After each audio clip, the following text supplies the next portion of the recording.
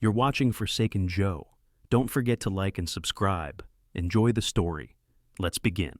I don't know exactly when things went wrong. Maybe it was when Claire first stopped looking at me like I was the only one in the room. Maybe it was when I started waking up to the fact that my efforts to make her happy weren't ever going to be enough. But I'll tell you this. The moment I knew things had completely fallen apart was when I was dragged out of my own house by two men I didn't recognize. I'd been sitting on the couch, flipping through an old album of pictures from a family vacation we took before everything went south. It felt like a lifetime ago. I'd heard the doorbell ring earlier, but I figured it was just another delivery, something for Claire, since she was always ordering something. The knock that came next wasn't like any other, though. This time, it was hard, aggressive, like someone was about to break the door down. Before I could even get up, the door burst open and two men stepped in. One was taller than the other, both wearing dark suits that made them look like they stepped out of some gangster movie. Their eyes weren't friendly. One of them grabbed my arm, and before I knew what was happening, I was being pulled toward the door. I struggled, but they were too strong, too quick. The words didn't even register at first. We're here on Claire's orders. But that's when I realized something was horribly, horribly wrong. Claire was standing behind them, calm as could be, like she hadn't just handed me over to these thugs like some kind of delivery. "What's going on?" I asked, trying to shake them off me. She just looked at me, her face a mix of cold indifference and something else I couldn't quite place. She wasn't angry, wasn't sad, she was calculating. And for the first time in a long time, I didn't recognize her. "Claire, what the hell is this?" I demanded, my voice shaking more than I wanted it to. She took a step closer, her heels clicking sharply against the floor. "This is for your own good, Ethan," she said, her tone soft but final. "You'll understand soon enough." I didn't understand anything. Nothing made sense. I tried to pull away again, but the grip on my arm tightened, and one of the men shoved me forward, out the door, and into the night air. "Claire!" I shouted as they led me to a black car parked in the driveway, the engine running. She didn't move, didn't flinch. She just stood there, watching me being dragged away, her expression unreadable. The door slammed shut behind me, and I was shoved into the back seat of the car, the men taking their places in the front. The car started moving, and my mind raced, trying to piece together the fragments of what was happening. "Where are we going?" I asked finally. No answer. I tried again, more forcefully this time, my breath short with frustration. "Claire, what is this? Why are you doing this?" The man in the passenger seat glanced at me through the rearview mirror, but didn't speak. The silence felt suffocating, pressing in on me from all sides. We drove in silence for what felt like an eternity before we arrived at an unfamiliar building. Sleek, glass, cold.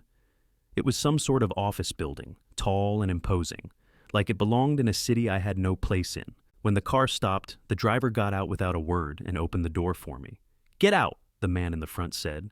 I didn't want to get out. I didn't want to go anywhere with these men. But what could I do? I had no choice. As soon as I stepped out of the car, I was escorted through the building's glass doors, the sound of my shoes on the polished floor echoing in the emptiness. We stopped in front of a sleek dark wood desk where Claire was sitting, her eyes cold and calculating, a thick stack of papers in front of her. I felt the knot in my stomach tighten, fear creeping in. "Claire," I said, my voice barely a whisper. "What is this?" She smiled at me, but it wasn't a kind smile. It wasn't even a real smile.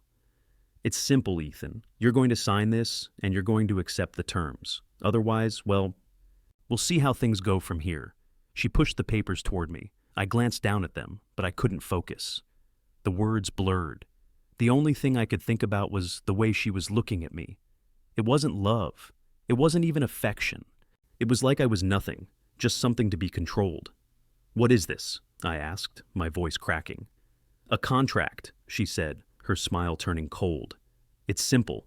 You stay loyal, you stay obedient, and you accept that I will have other relationships, other lovers, and you won't question me. You won't interfere. You'll be exactly what I need you to be." The words felt like they were hitting me in the face. I couldn't process it at first. I didn't want to process it. It didn't make sense. It was a nightmare. But the longer I looked at her, the more I saw the truth. She wasn't just asking, she was demanding. And I knew, deep down, that this wasn't a mistake. This was planned. This was her doing. Her hand hovered over the pen she had placed in front of me. "It's your choice," she said, her voice so calm, so final. Sign it, or don't. For the first time in a long time, I felt something break inside of me. My chest ached with the weight of it, the betrayal, the humiliation, the feeling of being completely and utterly trapped. I looked at her, my eyes burning with confusion, with disbelief. You're asking me to sign away everything I thought we were. She didn't blink. She didn't flinch. I'm not asking, Ethan. I'm telling you. I was frozen. I didn't know what to do, but I could feel the pieces falling into place in my mind. This was the reality. This was what she had been planning all along. And as I sat there, paralyzed by the depth of her betrayal, I knew one thing for sure. This was just the beginning. The air in that room felt suffocating. The silence stretched on as I stared at the contract, my mind struggling to process what was happening. Every inch of my body screamed to escape, to run. But the words on that paper felt like chains tightening around my wrists. Claire sat there, her eyes never leaving mine, waiting for me to make a decision. The pen she had placed before me glistened under the bright fluorescent lights of the room. It seemed to mock me. It felt like the whole world was waiting for me to sign away my dignity, my marriage, everything. Claire, I whispered, my voice barely audible, like I was trying to convince myself this wasn't real. You want me to sign this? To be your, what? A servant? A prisoner? Her lips twisted into the same cold, calculating smile, and for the first time, I realized how little she cared about the person sitting across from her, the man she had once promised to love, the man she had once whispered her secrets to. All of that was gone now, replaced by the hollow shell of someone who had decided I no longer mattered. She shrugged, her hands steepled in front of her. Call it whatever you want, but if you want to stay here, stay with me. This is the price you pay. I felt the pressure building in my chest, the air thick and heavy as I struggled to breathe. This wasn't just a betrayal, it was an annihilation. The life I had built, the trust I had invested in her, it was all crumbling, and I couldn't stop it. I glanced down at the contract again. The words blurred for a moment, then sharpened as I realized that the more I looked at it, the more I felt like I was signing away my self-respect. The thought of living this way, under her control, in some twisted version of marriage, made my stomach turn. But then something inside me shifted, something I couldn't ignore anymore. I wasn't just sitting here as a broken man, I was being pushed into something I didn't want, into something I couldn't allow. And as much as the humiliation burned, I knew I couldn't let this stand. I took a deep breath, looking up at her, my voice firm now. I won't sign it. Claire's smile faltered, but only for a moment. Then it returned, colder, sharper. You don't have a choice, Ethan. You'll sign it or... I cut her off, my anger rising like a wave crashing against rocks. Or what? You think you can force me into this? You think this is some kind of game? Her eyes narrowed, and she leaned forward just slightly, the edge of her smile never leaving. You're already here, aren't you? You've already accepted that you're nothing more than a tool for me, a piece on a chessboard, so sign it and save yourself the trouble. The words hit me harder than I expected. For a second, I felt everything go cold. She wasn't even hiding it anymore. She wasn't pretending she cared. She wasn't even pretending that we mattered. It was all about control, about making me bend to her will. I clenched my fists, my nails digging into my palms. I had spent so long convincing myself that our marriage was worth saving, that everything could still be fixed. But the truth was right in front of me now, plain as day. It wasn't about love. It wasn't about us. It was about her, her power, her dominance. And I was nothing but a pawn. You think this contract is going to keep me loyal, keep me under your thumb, I said, my voice steady now, the fire of anger cooling into something colder, more calculated. But you're wrong. I'm not your dog, Claire. I'm not your toy. And I'm sure as hell not signing away my life for your amusement. Her smile vanished, replaced by an icy glare. So, what do you think you're going to do? You think you can leave? Go where? Without everything you've worked for? Without any of your money or the life you've built? You think anyone will care about your little plans? I wasn't listening to her anymore. Her words barely registered. Instead, I felt something inside me shift, click into place. This wasn't about the contract. This wasn't about her. This was about me, about taking back what little dignity I had left. Do you know what the problem is, Claire? I said, my voice cold and cutting. I've spent so long trying to please you, trying to make you happy, thinking that if I did everything right, you'd come around. But you know what? You're a liar. And you've been using me the whole time." Claire opened her mouth to speak, but I held up my hand to stop her. "You lied to me. You lied about us. You lied about everything, and I let you. I played along because I wanted to believe that somehow you still cared." Her face twisted in anger, her eyes flashing. "I cared, Ethan, but you—" I cut her off again, louder this time. "Number. You don't care. You care about power, about control, and that's all you'll ever care about."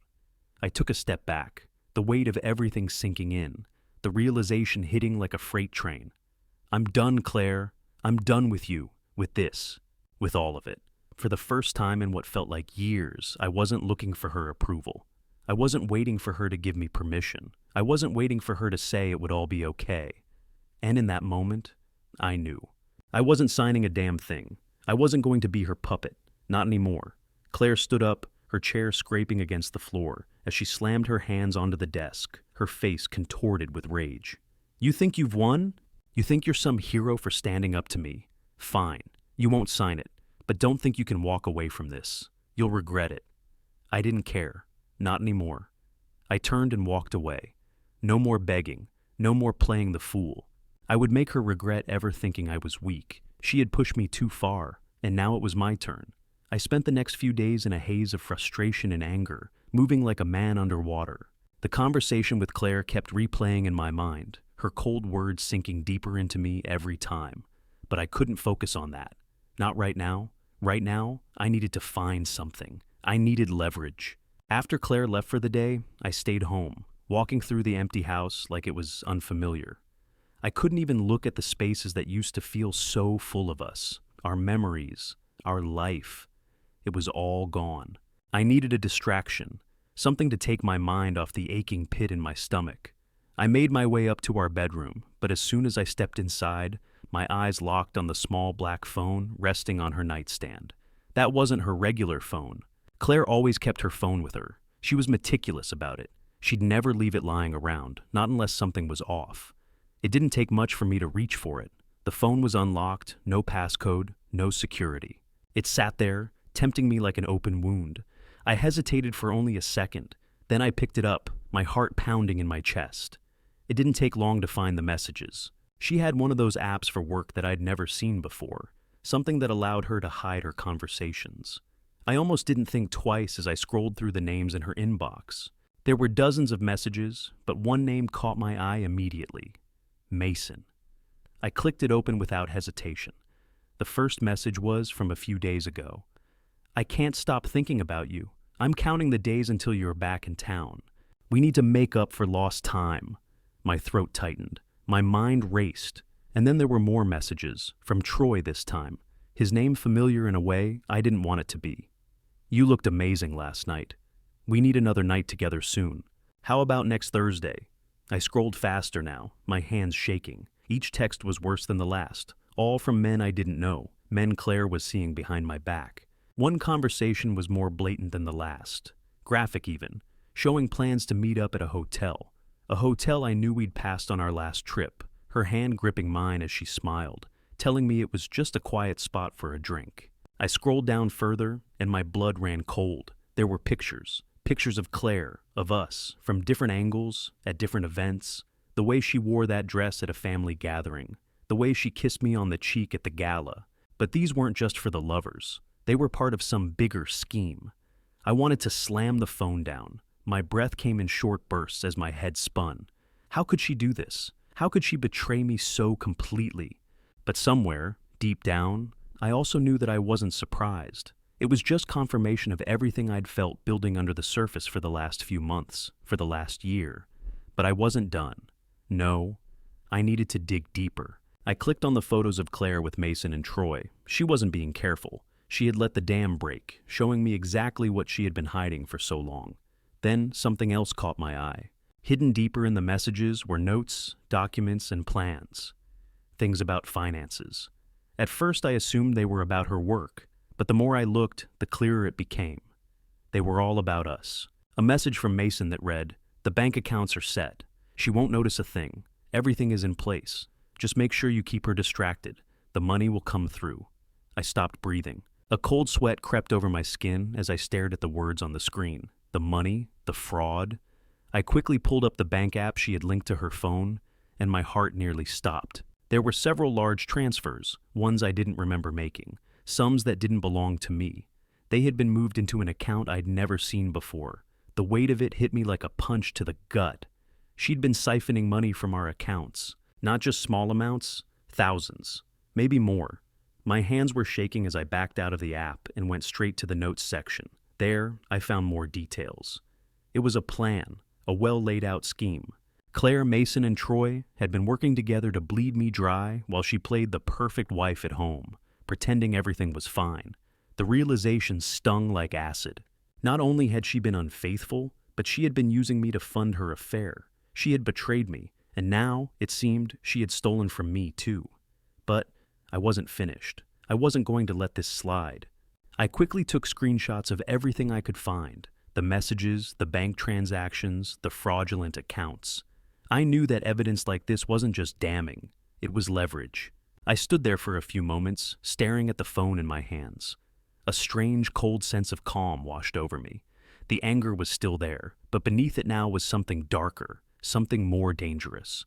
I wasn't going to fight her with violence or shouts. No, I would do this quietly. I would be calculated. I had the tools I needed now. Claire had thought she could play me for a fool, but she'd underestimated me. I left the room, my thoughts spinning. This was just the beginning. I was going to make sure Claire felt the weight of everything she had done. I wasn't going to just walk away. Not this time. Not when I had the power to make her regret everything. The days after I uncovered Claire's betrayal felt like I was living in a fog. I was still reeling from the discovery, the weight of everything sinking in deeper each time I thought about it. But I wasn't going to let her see that. I couldn't let her think for even a second that I was weak. So, I played the role of the oblivious husband. I smiled when she smiled, acted normal when she walked into the room, as if everything was fine. I cooked dinner, watched TV, and made small talk. Anything to keep up the act. The silence between us grew more unbearable with each passing day, but I kept it up. I watched her carefully, studied her every move, waiting for any sign of guilt, any slip-up that would tell me she was feeling the weight of what she had done. But there was nothing. She went about her days like everything was just as it always had been. She kept texting Mason and Troy, I could tell. But now I had everything I needed. The evidence was mine. She just didn't know it yet. It wasn't until a week later that Claire gave me my first real challenge. She walked into the living room one evening with a new set of papers in her hand. The familiar glint of victory in her eyes made my stomach churn, but I kept my face neutral. She dropped the papers on the coffee table between us. "I thought you might want to see this," she said, her voice too casual. It wasn't a question, and it wasn't an invitation. It was a test. I could tell by the way she was looking at me. I glanced down at the papers, pretending to be interested, but my mind was racing. Was this her next move? Was she trying to pull me back into the game, to make me sign something else? I hadn't expected her to give up without a fight, but I wasn't going to let her win. "What is this?" I asked, my voice carefully flat. She leaned forward, watching me like a hawk. "A new contract. Thought you might be more open to this one." Her smile was tight, but there was something in her eyes, something she was hiding. She was testing me, pushing to see how far I would bend. I picked up the papers, my eyes scanning them quickly. It was similar to the one before, but there were changes this time. It was still about loyalty, obedience, submission. But now, it also included terms about money, about assets, about the future of our lives together. She had thought this through. She was trying to manipulate me into believing it was a fair compromise. I looked up at her, my expression unreadable. "You really think I'm going to sign this?" I asked. Claire's smile faltered for just a second. She wasn't used to being questioned, not by me.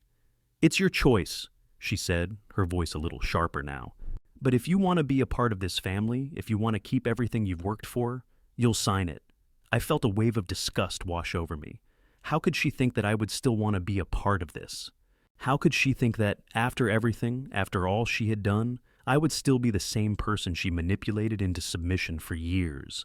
But I wasn't going to show her that yet. I wasn't going to give her the satisfaction of seeing me crack. I stood up slowly, keeping my movements deliberate, controlled. You don't get it, Claire. This isn't a game anymore. She looked at me, a small frown forming on her face, but she didn't say anything. I could see the flicker of uncertainty in her eyes. Just a hint, but enough to tell me that I had her off balance. I placed the contract back down on the table, not looking at it anymore. I'm not signing this. I'm done playing by your rules. Her face darkened. What do you mean you're done? You think you can just walk away from everything? She spat, standing up as well. You think I don't have everything I need to keep you here? You think I won't make you regret this? I didn't flinch. You've already made me regret everything, Claire, but not in the way you think. She stepped closer, her anger rising, her voice low and threatening. You're making a mistake, Ethan. You don't know who you're dealing with. I finally met her gaze, my voice steady, unwavering. Oh, I know exactly who I'm dealing with. I've known for a long time now. For a moment, we just stood there, locked in a silent standoff. The tension between us crackled, but I didn't back down. I couldn't, not anymore. I turned and walked out of the room, leaving Claire standing there, her anger palpable, her control slipping. I wasn't going to give her the satisfaction of knowing just how much her betrayal had hurt me. I wasn't going to let her see that I was still reeling from everything she'd done. As I walked down the hallway, I could hear her behind me, her voice sharp with fury.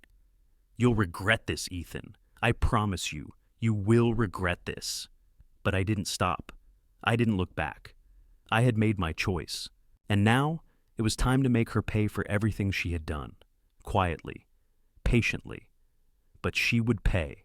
Because the silent war between us had just begun. The following days felt like an endless buildup to something I wasn't quite ready for. Claire was still acting like nothing had changed. She wore her usual mask of calm indifference, and I played along just like before. But now, there was an edge to everything. Every conversation, every moment we shared, felt like a performance, a charade.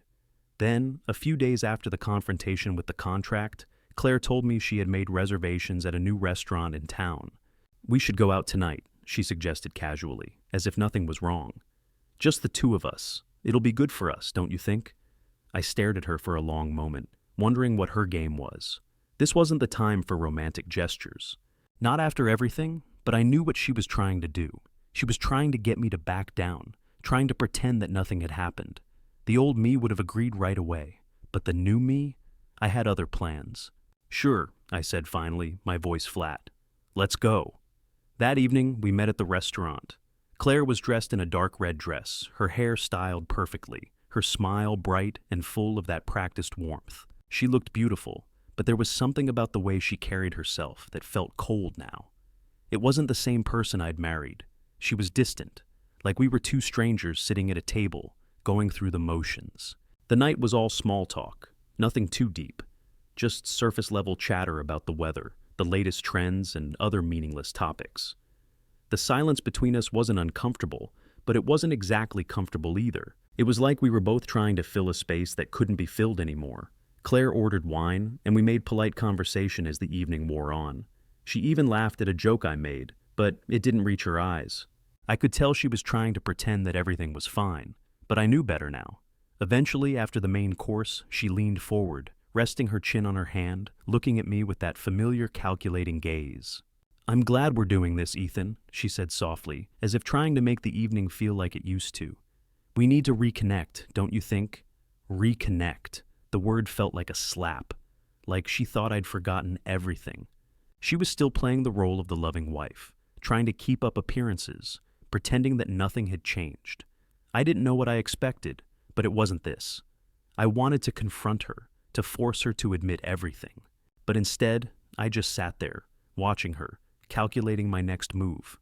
You look nice tonight, I said, trying to sound casual, trying to keep things light.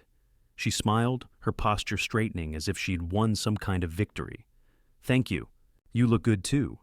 I wanted to tell her how much I hated this, how much I hated this charade, but instead, I reached into my pocket and pulled out my phone.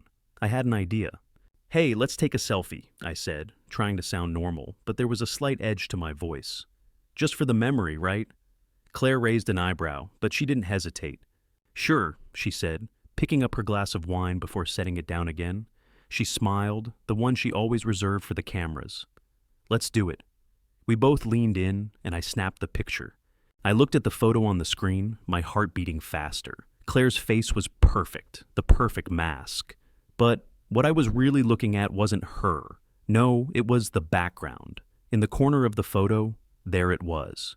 The unmistakable image of Claire and Troy, her hand wrapped around his in a picture she'd taken earlier that day. The same man she'd been texting. The one she'd been hiding from me. The one who had been in her life for God knows how long. The realization hit me like a freight train. It wasn't just the emotional betrayal anymore. It was the fact that I had proof. Right here, in this photo, she had just exposed herself again. I stared at the screen for a long moment, trying to steady my breath. Claire noticed, her smile faltering slightly. "Is everything okay?" she asked, the tone too innocent. I smiled back, keeping my cool. "Yeah, everything's fine." But inside, I felt something snap. She had no idea what I had just seen. I sent the picture to myself, making sure to save it for later. This was the moment when I knew everything had changed. Claire was playing the role of the perfect wife, but I wasn't falling for it anymore. The rest of the dinner passed in silence, or at least it felt like silence to me. Claire babbled on, talking about some new project at work, but I wasn't really listening. I was too busy thinking about what I was going to do with the photo. When the check came, I paid it without a second thought. Claire didn't even offer. Of course she didn't. This was all part of her little game, wasn't it? The carefully curated life she'd built, using me as a pawn to fund it all. We left the restaurant, and I dropped her off at home, neither of us saying much. But as I sat in the car, watching her walk inside, I knew this wasn't the end of it, not by a long shot. Claire thought she had everything under control, but she didn't realize how much of a threat I was now. And now, I had more than just my suspicions. I had everything I needed. The tables were about to turn. The following days were a blur of strategy and restraint. Claire carried on like everything was normal, her efforts to keep up the illusion more obvious now, but I let her think she was still in control. The dinner had been a test, and I had passed it with silence, giving nothing away. But I wasn't done yet, not by a long shot. I spent the next few days gathering evidence, sifting through every financial document I could get my hands on. Claire was meticulous about everything, but she had made one fatal mistake. She didn't think I would ever look. I found the first hint of what I was looking for in the drawer of her home office. It wasn't much at first, just a few papers relating to a loan refinance, some numbers I didn't recognize, a bank statement from an account that wasn't mine. But when I dug deeper, that's when I started to see the picture she had been painting. It wasn't just about her affairs, it was about everything. About her manipulating me, lying to me, and using me to cover her tracks. I knew the accounts she had access to, and I knew she was capable of managing our finances. But what I didn't know, what she didn't tell me, was how much she had hidden from me, how much she had been siphoning off without my knowledge. It wasn't just one account, it was several. There were transfers from our joint account that led to an account I'd never heard of, all in the name of a third-party company that didn't exist. I started pulling up more documents, loan applications, refinanced mortgages, paperwork that, on the surface, looked like normal business. But the more I read, the clearer it became. Claire had forged my signature on documents. I didn't know what for, not yet, but I knew it wasn't good. She had taken out loans in my name, taken money out of our account without my consent. She had been using me, using us, as a front to cover her own debts, or whatever else she was up to. Then, I found it. The final piece of the puzzle was a transfer made about 2 months ago, an amount so large it made my stomach churn. It had been moved to an account under her name, but I had never seen it before. It was money from my business, my savings, my hard-earned work. And when I looked at the transaction history, I saw more deposits from an outside source, connected to the same account. I leaned back in the chair, my mind spinning. Claire had been embezzling money from me. She had been draining our finances, hiding it behind her web of lies. But it was worse than that. She had been funneling the money into something else entirely, something I didn't know about. I immediately called my attorney, Marcus, the one person I could trust. I had never wanted to bring him into our personal life, but now I had no choice. I needed help, and I needed answers fast. He picked up on the third ring. "Ethan, what's going on? You sound urgent. I need you to look into something for me. Claire's been hiding money, Marcus, and I think it's time we took a closer look at her finances." I didn't wait for his response. I pulled up the documents on my laptop, sending him the files I had gathered. There's money missing, transfers I didn't approve, loans that I didn't sign off on. I need you to get me the full picture. There was a pause on the other end of the line, and then he spoke again, his voice low and careful. I'll look into it. But, Ethan, this isn't going to be easy. If Claire's been hiding money like this, we might have more to deal with than just her infidelity. I don't care about the affair anymore, Marcus. This is about what she's done. She's been stealing from me, and I'm not going to let her get away with it. The next few hours were a blur of emails, phone calls, and digging deeper into our financial records. Marcus worked quickly, pulling together the missing pieces and cross-referencing them with the bank statements I'd provided. He was thorough, and it didn't take long before he called me back with an update. "Ethan," Marcus said, his voice colder than I'd ever heard it. "You were right. I've been able to verify everything. The transfers you found, they're just the tip of the iceberg.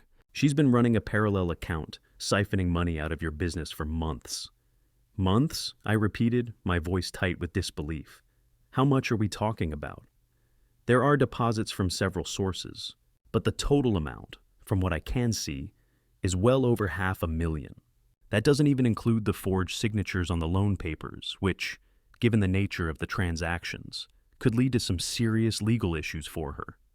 I felt my stomach drop. $500,000. That was money I'd worked for, money I'd built my business on.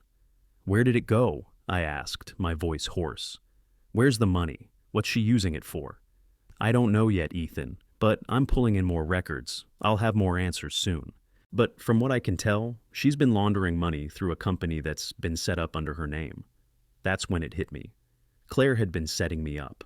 This wasn't just about her affairs. She had planned this for a long time, using me as her financial shield, while she built some kind of empire for herself. And now, I had everything I needed to bring it down.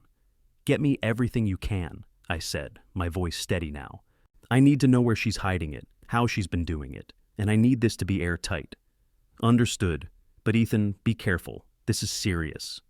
If she finds out you're onto her, things could get ugly." "I don't care anymore," I said, the anger and resolve clear in my voice. "I'm going to make her pay for everything. I'm done being the fool." We hung up, and I sat there, staring at the screen in front of me. Claire had thought she could destroy everything I had built, but she hadn't counted on me fighting back. Not like this. I was done being silent. I was done playing along. It was time to take control. And when I did, I wasn't just going to expose her infidelity. I was going to expose everything. The weight of everything I had learned settled heavily on my shoulders. There was no going back now. I had everything. Proof of Claire's manipulation, her betrayal, her financial fraud. It was all laid out in front of me, and I knew what I had to do. But before I could make my move, Claire made it clear she wasn't going to let me just walk away. She continued her act, pretending everything was normal, pretending I was still her husband, still under her thumb. But I could see through it now. Every word, every smile, every touch felt hollow, like I was a ghost in a world that had moved on without me. I didn't care. I had bigger plans now. It was time to show her, and everyone else, exactly who I was. The opportunity came a week later. It was a Sunday, and Claire had invited me to join her for dinner with her parents. I had no interest in spending time with them, but I knew this was my chance. I wasn't just going to expose Claire, I was going to expose everything. I couldn't let her get away with this, not when she had lied and manipulated everyone, including her own family. I arrived at her parents' house, my hands cold with anticipation. Claire greeted me at the door with that same fake smile, her eyes betraying nothing. Her parents were already sitting at the table, glasses of wine in hand, discussing the latest gossip. It was all so normal, so routine. I could feel the tension building in my chest as I sat down, forcing a smile, keeping my movements controlled. Her father, Frank, greeted me warmly, but I saw the slight hesitation in his eyes. I knew he had always respected me, respected my work, my success. But I could tell that Claire had already begun to weave her web, and now I was the outsider. Dinner was just as uncomfortable as I expected. Claire chatted with her mother, talking about some new project she was involved in, while Frank and I made small talk about the weather, the news. It was a farce. The whole thing was a farce. But I let it unfold, knowing that I was about to pull the rug out from under all of them. As dessert was being served, I could feel the heat in my chest, the pressure building. It was time. Claire, I said suddenly, my voice cutting through the polite chatter like a knife. She looked up from her conversation, her smile faltering for just a moment. Yes, Ethan, she said, the edge of her voice betraying a hint of uncertainty. I pulled out the stack of papers I had been holding onto for the past few days. The evidence. The documents that would bring everything crashing down. I laid them on the table in front of her, the sound of the papers hitting the wood louder than it should have been. What's this? Frank asked, his brow furrowing as he leaned forward. Claire's face went pale as she looked at the papers. Her hands went instinctively to her mouth, as if trying to shield herself from the inevitable. Ethan, she started, her voice trembling just slightly. What's going on? Why are you doing this? I looked at her, my eyes cold. These are your lies, Claire. These are the things you've been hiding from everyone. I turned to her parents. The things she's been hiding from all of you. Frank's eyes flicked to Claire, then back to me, confusion and concern battling on his face. Ethan, I don't understand. What do you mean? I wasn't going to hold back anymore. I picked up the first page and slammed it down in front of her. I know about the affair. I know about Mason and Troy. I know everything. And this, I waved the next page in front of her, this is the fraud, the money you've been stealing from me, from our joint accounts, all of it. Claire's face twisted with panic, her lips trembling as she opened her mouth to speak. Ethan, please, No, I interrupted. No more lies, no more excuses. You've been playing this game for so long, and I let you. I let you manipulate me, control me, but not anymore. The silence in the room was deafening. Frank's face was a mixture of shock and disbelief. Claire's mother, Linda, was staring at me like I was a stranger, like I had just revealed some horrible truth she never wanted to face. But it wasn't the truth they didn't want to hear. It was the fact that it was all about to come crashing down. Claire, I said, my voice steady but full of disdain. You thought you could get away with everything. You thought you could take my money, my trust, my life, and just walk away like nothing ever happened. But I'm not going to let you. Not now. Not ever. Claire was visibly shaking now, her eyes darting around the table, looking for someone to back her up. But no one did. No one could. Her parents were silent, their eyes wide, their hands gripping the table as if they couldn't believe what was happening. Her father cleared his throat, his voice low. Claire, is this true? He asked, his voice shaky. Claire's mouth opened and closed, but the words didn't come. She couldn't defend herself, not when everything I had was laid out in front of her. I stood up, walking around the table and dropping the rest of the documents in front of her. You don't get to lie your way out of this. You don't get to spin this anymore. Your secrets are out, and now everyone knows. Her face was ashen now, her eyes darting around the room, searching for some escape. But it was too late. The web she had carefully spun had unraveled, and all that was left was the cold, hard truth. Her mother stood up, her face pale and her hands shaking as she looked at Claire. How could you do this, Claire? How could you do this to him? She asked, her voice breaking. Claire didn't answer. She couldn't. I turned to her father. You have a choice now, Frank. You can either stand by your daughter, knowing exactly what she's done, or you can face the truth. But you can't have it both ways anymore. There was a long, unbearable pause. Frank finally stood, his face hardening, his eyes not meeting mine. This is too much, he muttered, turning away from Claire. Claire stood too, her voice frantic. Dad, please, don't listen to him. This is all just a misunderstanding. But Frank didn't answer. He walked toward the door, his face pale, and Claire's world began to crumble around her. I looked at her one last time. You're alone now, Claire? You've made your choices, and now you'll have to live with them. I walked out of the house, leaving her behind, her parents stunned in the wake of everything she had done. I didn't look back. Not once. I had exposed her for what she really was. And now, I was free. The days after the exposure were a whirlwind of silence and tension. I had expected Claire to lash out, to fight back with whatever she had left. But instead, she retreated into herself, her guilt eating her up from the inside. She didn't come near me, didn't even attempt to explain herself. But I knew it wasn't over yet.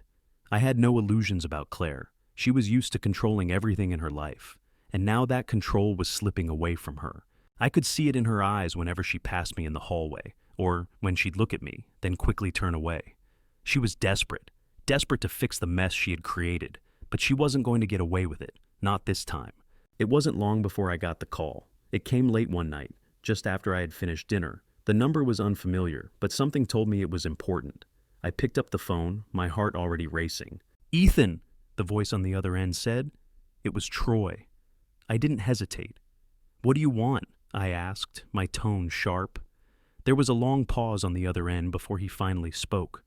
"Look, I know this is unexpected, but Claire's been trying to reach you. She's freaking out. You need to hear her out, man. It's not what you think." I felt a cold wave of anger rush through me, my grip tightening on the phone. I've heard enough from her. She's lied to me, manipulated me, and used me for years. I don't owe her anything, Troy, especially not an explanation. He sighed, his voice softening. "I get it, man. I do. But she's not thinking straight. She's been freaking out since you exposed her to her parents. She's scared of losing everything." I couldn't help but laugh bitterly. Well, maybe she should be. Troy didn't respond right away, but I could hear him shifting in his seat, probably trying to figure out how to handle me. "I'm just asking you to hear her out, okay? I'm not trying to get in the middle of this, but if you let this go unresolved, it's going to get worse. Claire, she's not someone you want to push to the edge." I felt a twisted laugh building in my chest. "Push her to the edge? She's the one who pushed me there first. You have no idea what she's done, Troy. No idea how deep this goes. So don't act like I'm the one to blame here." There was a long silence, and then Troy spoke again, his voice quieter. "Look, I don't want to see you guys destroy each other. She's asking for you. She needs to talk to you." For a moment, I just stood there, holding the phone, thinking about what he'd said. Was I really going to let her off the hook? Was I going to let her twist everything into some pathetic plea for sympathy? I shook my head, angry at myself for even considering it. She didn't deserve a single moment of my time. "I'm done talking, Troy," I said, my voice final. "This isn't some fairy tale where she gets to fix everything with a few words. She's made her choices, and now she's going to deal with the consequences." I hung up the phone before he could respond. As the call ended, a strange calm settled over me. I wasn't angry anymore. I was beyond anger. Claire's web of lies had ensnared me for long enough, and now that I had untangled myself, there was no going back. But just as I was about to sit down and breathe a sigh of relief, I heard the familiar knock on the door. It wasn't forceful, but it was there, persistent. I stood up and walked over to the door, my heart beating just a little faster. When I opened it, there she was, Claire, standing in front of me, her face pale, her eyes wide with something I couldn't place. She wasn't the confident, cold woman who had used to control me. She looked small. She didn't say anything at first, just stood there, staring at me like she was trying to figure out what to say. I didn't let her off the hook. I didn't invite her in. I stood in the doorway, blocking her entry. "Claire," I said, my voice firm, "this better be good." She flinched at my tone, but didn't back down. She took a step forward, her voice trembling. "Ethan, please. I don't know what to say, okay? I'm not trying to make excuses for what I've done. I can't. But I need you to understand something." I crossed my arms, waiting, not giving her an inch. "What's that?" Her eyes were glassy, like she was on the verge of breaking down, but I didn't feel any sympathy for her. Not anymore. "I didn't mean for it to go this far," she said, her voice quieter now. "I never wanted to hurt you. I thought I could keep it all under control. I thought I could have both, but everything got out of hand." I didn't move, didn't speak. I just stared at her, watching her shift uncomfortably under my gaze. "I was selfish," she continued, her voice shaking. "I didn't think about the damage I was doing. I didn't think about how much I was hurting you." I let out a low laugh, but there was no humor in it. "You didn't think about me, Claire. You never did. You thought about yourself, about getting what you wanted. And now, look at where we are. You think a few words are going to fix it?" She took a step closer, her hand reaching out like she was begging me to understand. "I know I've hurt you, Ethan. I know I've destroyed everything, and I can't take that back. But please, don't let this be the end. Don't let it end like this." I looked at her, the woman who had once been my partner, the woman I had trusted with my life. I could see the cracks in her facade now, the guilt, the fear. But I wasn't going to let that sway me. I wasn't going to fall for her act again. "Claire," I said, my voice low and steady, "you had your chance. You had every chance to come clean, to be honest with me. But you chose to lie, to deceive me. And now you'll deal with the consequences. Her face crumpled as I spoke, but I didn't let myself feel anything. Not anymore. I'm done, Claire, I said. I'm done with you. I'm done with the lies. And I'm done trying to fix what's already broken. I closed the door in her face, the sound of her desperate knocking echoing on the other side. And for the first time in a long time, I felt free. Free from the lies, free from the manipulation, free from her. It was over. The war was won. And I was finally ready to rebuild my life. The silence that followed Claire's departure was deafening. For the first time in what felt like forever, the weight of her betrayal, her manipulation, the entire facade she had built around us, was gone. It wasn't a feeling of triumph, it was the calm after the storm. I stood there in the empty house, letting the echoes of the past few weeks wash over me. But there was no time to bask in the peace. I still had unfinished business. Claire had pushed me to the edge, and now it was time for her to feel the full extent of what she had done. I wasn't just going to let her walk away believing she could get off scot-free. I had spent the past few days working with Marcus, my lawyer, gathering everything we needed to bring Claire to her knees. The evidence of her financial fraud, the forged signatures, the stolen money, it was all airtight now. I had been patient, playing the part of the oblivious husband, but I wasn't about to let her get away with it. I had already called her out in front of her family, exposed her lies, and watched as she faltered. But this would be the final blow. The one that would make her realize she'd underestimated me. The papers were ready, the financial documents, the fraudulent loans, the bank statements. Everything Claire had tried to hide was about to be laid bare, and it was time to use it. I picked up the phone and dialed Marcus's number. He picked up on the first ring. "Ethan," he said, his voice sharp with focus. "What's the next move?" "Are you ready?" I asked, my voice low and steady. I wasn't nervous. I wasn't anything but calm. This had to be done. "I'm ready. You're sure you want to go through with this?" I could hear the hesitation in his voice, but I didn't waver. "This isn't about revenge, Marcus. This is about justice. Claire needs to face the consequences. She thinks she can walk away from this, but she can't. Not when she's done this to me. To us." He sighed, and for a moment, I thought he was going to back out. But then, he cleared his throat. "All right, Ethan. I'll file everything. It'll go public. We'll hit her where it hurts." I paused, my mind flashing to Claire's face earlier, the way she'd begged for a second chance. She didn't deserve a second chance, not after everything she'd done. "Good," I said. "Do it." We hung up, and I leaned back in my chair, the weight of what I was about to do settling in. It wasn't personal anymore. It wasn't about emotion. This was business. Claire had made her choices, and now I was going to make mine. 2 days later, I was sitting in the kitchen, going through some of my personal business when I heard the knock at the door. This time, I didn't hesitate. I knew who it was before I even saw her face. I opened the door, and there she was, Claire standing on the doorstep, her eyes wild with a mix of desperation and anger. She was wearing the same expression she had worn the night I found out about her affair, but this time, it was darker, more urgent. "Ethan," she said, her voice trembling. "We need to talk." I didn't invite her in. I didn't even acknowledge her request. "Talk about what?" I asked flatly. She stepped closer, her hands shaking as she reached out for my arm.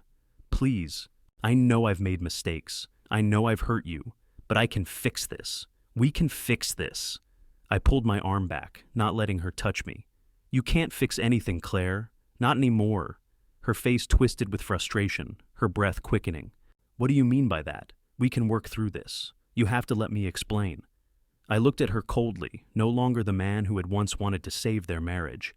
That man was gone, buried under the weight of her betrayal. "You've done enough explaining, Claire. I don't need to hear it. You don't get to control this anymore." Her eyes flitted to the side, and I knew. She knew what was coming. She had sensed the shift in me, the way I had started to pull away. She had been hoping for a last-minute reprieve, but she wasn't going to get it. "I'm filing for divorce," I said, my voice steady. "And I'm taking everything."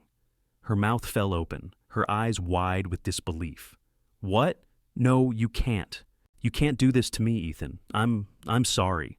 I made a mistake. But we can fix it. You have to give me a chance." I shook my head. Number. You don't get a chance anymore. You've used me, you've lied to me, you've stolen from me. I'm done. She took a step back, her face crumpling as if the ground beneath her had just given way. Ethan, please, she pleaded, her voice breaking. I love you. I swear I do. I was confused, but I want us to be together. Don't throw everything away. I didn't flinch. I didn't feel the pang of guilt I had expected. Not anymore. No, I said again. You threw it all away, Claire. You didn't just throw away my trust. You threw away us. And now it's over. Her face turned red with anger, but it was a quiet kind of fury. Her eyes narrowed as she spoke, the edge of her voice like a knife. You'll regret this, Ethan. You think you can destroy me? You think you've won? I'll make sure you regret it. You won't be able to walk away from me that easily. I stepped back, not intimidated. Try me. She glared at me one last time, her hands clenched into fists, her chest heaving with the weight of the threat hanging in the air. But I didn't flinch. You're nothing without me, Ethan, she spat, her voice low and venomous. You'll see. You'll see what happens when you destroy me. I'm not the one who destroyed anything, Claire, I said, my voice ice cold. You did that, and now it's my turn to clean up the mess you've made. With that, I slammed the door in her face. I stood there for a moment, breathing slowly, feeling the weight of what I'd just done settle over me. This wasn't a victory. It wasn't even about winning anymore. It was about taking control. It was about showing Claire that she had pushed me too far, and now she would face the consequences. The final blow had landed, and there was no coming back from it. After Claire left, after the dust settled from everything I had done, there was a strange kind of peace that crept into my life. It wasn't immediate. It wasn't something I could simply flip a switch and feel. It took time. But as the days went on, I found myself breathing a little easier, walking a little taller. I had no more secrets to uncover, no more lies to expose. What I had was clarity. I had spent so long drowning in the chaos she had created, so long trying to please her, trying to make things right, that I had forgotten what it felt like to just exist for myself. It wasn't just about the divorce, or the money, or the lies anymore. It was about me, about rediscovering who I was without her manipulation and control. The house felt different, quieter. The sound of her footsteps in the hall, the smell of her perfume that used to cling to everything, was gone. It felt like a weight had been lifted, but there was also something else, an emptiness I couldn't ignore. I spent the next few weeks tying up the loose ends, handling the legal work with Marcus, making sure everything was in place. The house was sold, the assets divided, and Claire? She was left with nothing but the wreckage of her own choices. I didn't feel satisfaction anymore. I felt peace. But I wasn't done yet. I needed to do one last thing. It was a Saturday morning, and I was sitting at the kitchen table, sipping coffee, when I decided it was time to let go of the past once and for all. I stood up and opened the windows, one by one. The cool air rushed in, filling the house with the scent of fresh rain. It felt like the first time I had truly felt alive in years. The house no longer felt like a prison, no longer a place tied to everything that had gone wrong. It was just a house now, a place I could rebuild. I grabbed my phone and dialed the number I hadn't called in months. Hello? Marcus's voice came through the line, steady and calm. Hey, Marcus, I said, my voice still steady, but now with a hint of something else. It's done. Everything's finalized. There was a long pause, and then Marcus spoke again. Good. I'm glad to hear that. You were right, I said, my voice softer now. It wasn't just about the money. It was about taking control, about not letting her keep using me. But I don't know, Marcus. It feels like I've been living in someone else's shadow for so long. Marcus didn't respond immediately, and for a moment, I thought he'd hung up on me. But then I heard him exhale deeply. You've been through a lot, Ethan, but it sounds like you're finally free. You're finally out from under it. And that's something worth celebrating. I smiled. Yeah, I think I am. I ended the call and set the phone down, looking out the window. The world outside felt different, brighter somehow. The sun had started peeking through the clouds, casting soft light across the yard. It felt like the end of an era, but also the beginning of something new, something better. I didn't need Claire anymore. I didn't need her lies or her manipulation. I didn't need her to validate me, to tell me I was enough. I was enough, on my own. And as the minutes passed, I felt the final pieces of my old life fall away. The bitterness, the anger, the regret, all of it. It was gone. I wasn't holding on to it anymore. I was letting go. I walked through the house, room by room, just taking everything in. It wasn't about the furniture or the pictures on the walls. It was about what this place represented. It had been a home once, and it could be again. I took a deep breath, standing in the center of the living room, staring out at the empty space. There was no more fear, no more doubt, no more uncertainty. I had done the hard work. I had torn down the walls she built around me, and now I was free to rebuild, on my own terms. I opened the back door and stepped outside, feeling the grass beneath my feet. The world was wide open, and for the first time in so long, I knew I had the power to shape it. I wasn't the man I was when I first met Claire. I wasn't the man I was when I let her control me. I was something new, something stronger, and for the first time in years, I could breathe.